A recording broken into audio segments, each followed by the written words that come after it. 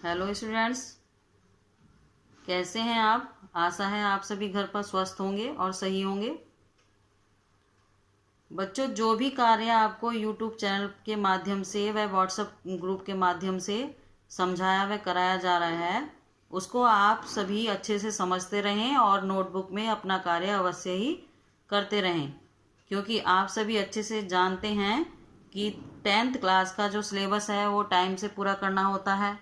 अगर आप टाइम से सिलेबस अपना कंप्लीट कर लेते हैं तो एग्ज़ाम प्रिपेयरिंग के लिए आपको काफ़ी समय मिल जाता है और तैयारी आपकी अच्छे से हो जाएगी और मार्क्स भी अच्छे आ जाएंगे। इसलिए अपना कार्य ध्यानपूर्वक करते रहें।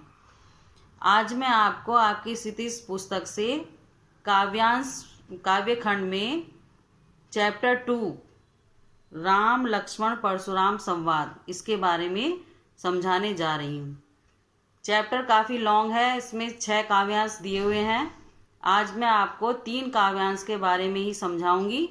देख लीजिए पहले काव्यांश में क्या है। नाथ संबोधनु भंजनिहारा, होई केऊ एक दास तुम्हारा। आयेसु कहा कहिए किन मोही, सुनी रिसाई बोले मुनि कोही। सेवकु सो जो करे सेवकाई, अरि करनी करी करे लड़ाई। सुनहु राम जेहि शिव धनु तोरा, सहस्र बाहु सम सो रिपु मोरा। सो बिल गाऊ बिहाई समाजा, नैते मारे झइये सब राजा। सुनि मुनि वचन लखन मुसिकाने, बोले परशुधरि अवमाने।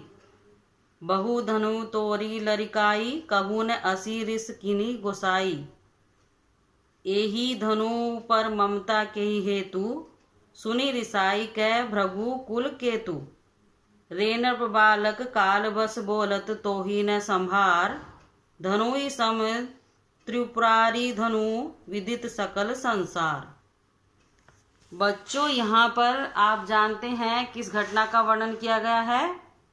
जब यहाँ राम जी जाते हैं, राम जी और सीता जी का स्वयंवर के समय जब धनुष टूट जाता है तो उस समय का वर्णन यहाँ पर किया गया है। धनुष के टूटने पर जो परशुराम जी हैं वो कितने क्रोधित होते हैं, उनके क्रोध का वर्णन यहाँ पर किया गया है। देख लीजिए क्या कहा गया है। शिव जी का धनुष टूटने पर मुनि परशुराम अत्यंत क्रोधित होते हैं और क्रोध में देखकर उनको श्री राम जो है वो विनम्र भाव से क्या कह रहे हैं, हे नाथ, शिव जी के धनुष को तोड़ने वाला आपका कोई एक दास ही हो सकता है। राम जी कह रहे हैं कि शिव जी का धनुष तो वही तोड़ सकता है जो आपका कोई दास होगा, क्योंकि हर किसी के बस की बात धनुष तोड़ना नहीं है। तो आप बताइए क्या आज्ञा है, मुझसे क्यों नहीं कहते। यह सुनकर क्रोधी मुनि क्रुद्ध होकर बोलते हैं, सेवक वह होता है जो सेवा का काम करे, शत्रु का काम करके तो लड़ाई ही करनी चाहिए। हे राम सुनो, जिसने शिव जी के धनुष को तोड़ा है वह सहस्रबाहु के समान मेरा शत्रु है। वह इस समाज को छोड़कर अलग हो जाए, नहीं तो सभी राजा मारे जाएंगे। मुनि के वचन सुनकर लक्ष्मण मुस्कुराने लगे और परशुराम का अपमान करते हुए बोले, हे गोसाई, लड़कपन में हमने बहुत सी धनुयां तोड़ डाली हैं, किंतु आपने ऐसा क्रोध नहीं किया। इस धनुष पर इतनी ममता क्यों आ रही है। यह सुनकर भृगुवंश की ध्वजा स्वरूप परशुराम क्रोधित होकर कहने लगे, अरे राजपुत्र, काल के वश होने से तुझे बोलने में कुछ भी होश नहीं रहा और सारे संसार में विख्यात शिव जी का यह धनुष क्या धनुई के समान लग रहा है तुम्हें। यानी कि परशुराम जो है बहुत क्रोध कर रहे हैं और जो लक्ष्मण हैं आप जानते ही हैं वो भी क्रोधित स्वभाव के थे, तो वो भी तीखे तीखे प्रहार कर रहे हैं अपने शब्दों से। अब दूसरे काव्यांश में देखेंगे आगे क्या कहा गया है। दूसरे काव्यांश में देखिए आप क्या है इसमें। लखन कहा हसी हमरे जाना, सुनहु देव सब धनुष समाना। काछति लाभु जून धनु तोरे, देखा राम नयन के भोरे। छुअत टूट रघुपति हु न दोसु, मुनि बिनु काज करई कत रोसु। बोले चिते परसु की ओरा, रेसठ सुनहि सुभाव न मोरा। बालकु बोली बंधो नहीं तो ही, केवल मुनि जड़ जानहि मोही। बाल ब्रह्मचारी अति को ही, विश्व विदित क्षत्रिय कुल द्रोही। भुजबल भूप भूप बिनु किन्ही, विपुल बार मही देवनि दीनी। सहस बाहु भुज छेद निहारा, परसु बिलो की मही कुमारा। मातु पितहि जनि सोच बस करिस महिष किशोर, गर्भन के अभ्रक दलन परसु मोर अति घोर। देखिए यहाँ पर क्या कहा गया है। लक्ष्मण ने हंसकर कहा, हे देव सुनिए, हमारी समझ से तो सभी धनुष एक जैसे हैं। क्या कह रहे हैं लक्ष्मण की सुनिए, गुरु अपने परशुराम जो उनके गुरु हैं उनसे कह रहे हैं कि सुनिए कि हमारे लिए तो सारे धनुष एक जैसे ही हैं। पुराने धनुष को तोड़ने में क्या हानि और क्या लाभ। श्री राम ने तो इसे नवीन के धोखे में देखा था, फिर यह तो छूते ही टूट गया। इसमें रघुपति श्री राम जी का कोई भी दोष नहीं है। हे मुनि, आप बिना कारण ही किस लिए क्रोध कर रहे हैं। परशुराम अपने फरसे की ओर देखकर बोले, अरे दुष्ट, तूने मेरे स्वभाव के बारे में नहीं सुना है। मैं तुझे बालक जानकर नहीं मार रहा हूँ। अरे मूर्ख, क्या तू मुझे निरामुनि ही जानता है। मैं बाल ब्रह्मचारी और अत्यंत क्रोधी हूँ। मैं क्षत्रिय कुल के शत्रु के रूप में विश्व भर में विख्यात हूँ।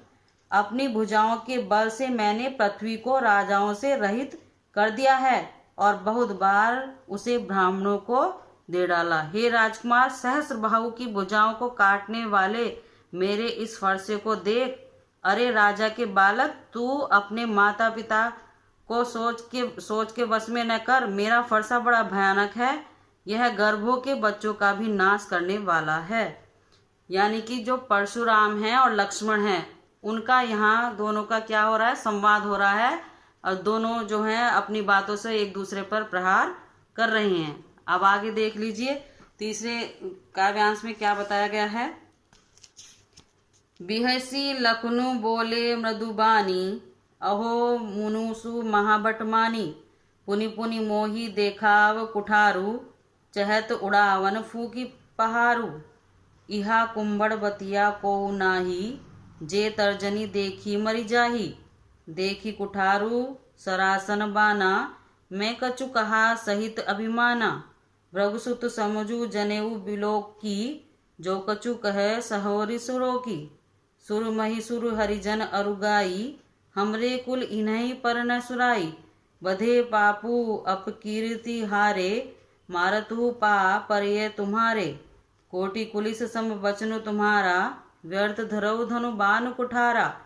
जो बिलो की अनुचित केहु छमु महामुनि धीर, सुनी सरोस भृगु समनी बोले गिरा गंभीर। देख लीजिए यहाँ पर क्या कहा जा रहा है।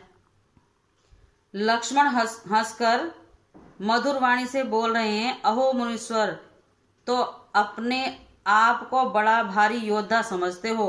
बार बार मुझे कुल्हाड़ी दिखाते हो, फूंक से पहाड़ उड़ाना चाहते हो। यहाँ कोई कुमड़े की बतिया, कुमड़े की बतिया क्या होता है, एक छोटा कच्चा फल होता है।